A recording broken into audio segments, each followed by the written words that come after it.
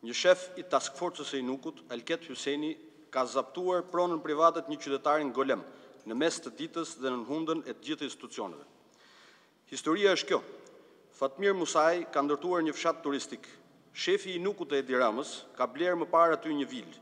Jo vetëm që nuk e ka shlyer të gjithë pagesën investitorit fshatit turistik, por tani që ka marrë detyrën e rëndësishme, i thot pronarit se ka ndërmend t'i marrë edhe parcelën gjitur me vilën e tij, ende të papaguar. Dhe ashtu bën, e rrethon, e betonon dhe e bën të tijën.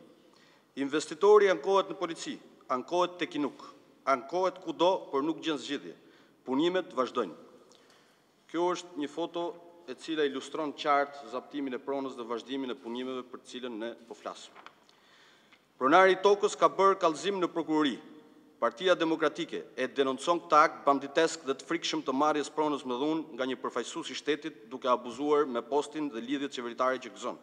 Partia Demokratike kërkon prokurorisë që të hetojë menjëherë dhe të vërë para përgjegjësisë këtë shef të Inukut Edi Ramës.